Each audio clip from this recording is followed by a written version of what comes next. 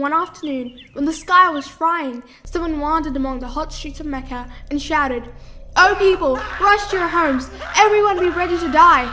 The frightened people ran out of their houses to see what was happening and who screamed terrible news among the alleys. The man was so fast that nobody knew how he reached the top of Mount Abu Qais so quickly.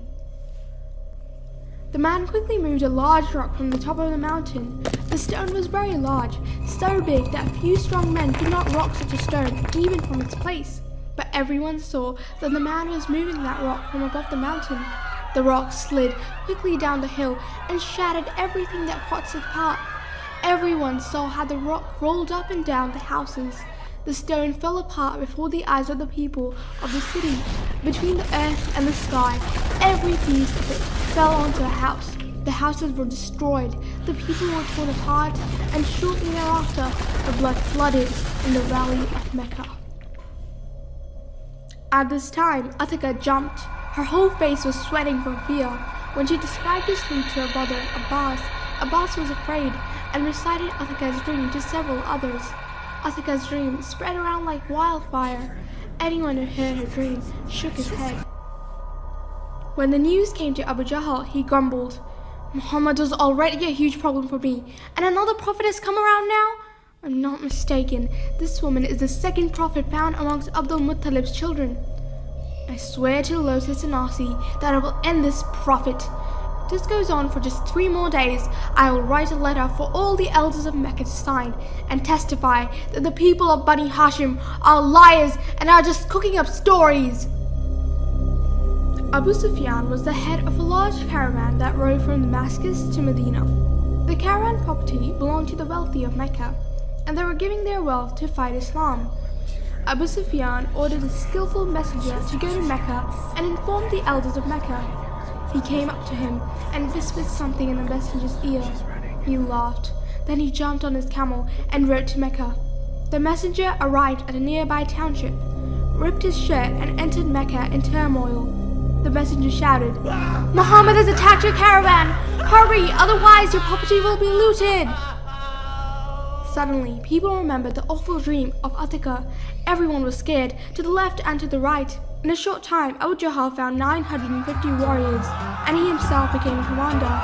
They had 70 camels and hundreds of horses. On the other hand, Abu Sufyan led his caravan to Mecca. The news reached Medina that Abu Jahl was preparing to attack the Prophet and his followers. The Prophet consulted with his men to follow the caravan of Abu Sufyan or to go to the army of Abu Jahl.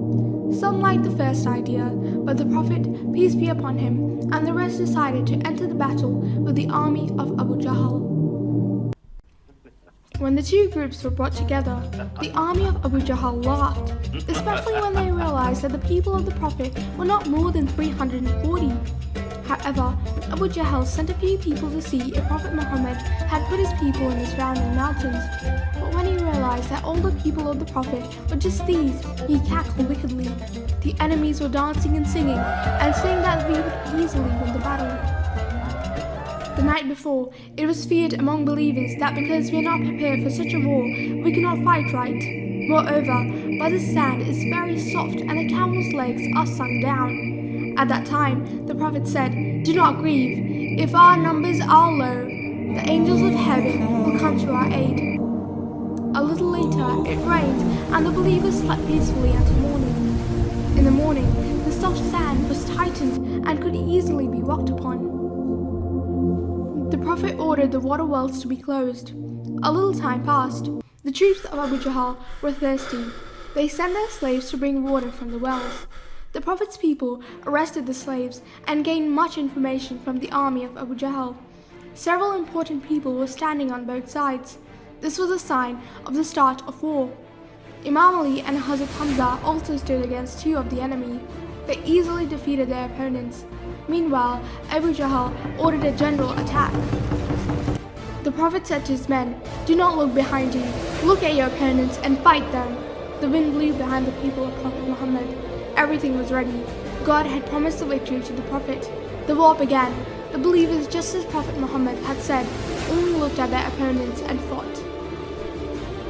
Before the war intensified, the Prophet asked Imam Ali to give him a handful of earth and stone. Imam Ali took a bunch of soil from the ground and gave the soil to him. Prophet Muhammad threw them at the enemy's troops and said, "Your face is ugly and black." This work of the Prophet created great fear in the hearts of the enemies. Eventually the war ended and the believers won. 22 believers were martyred, and from the army of Abu Jahl, 70 people were killed and 70 were captured.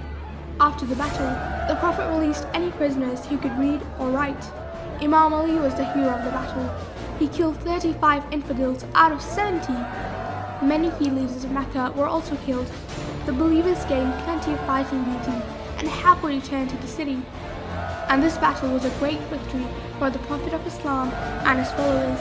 This victory was a setting stone and established Islam as a power in the region.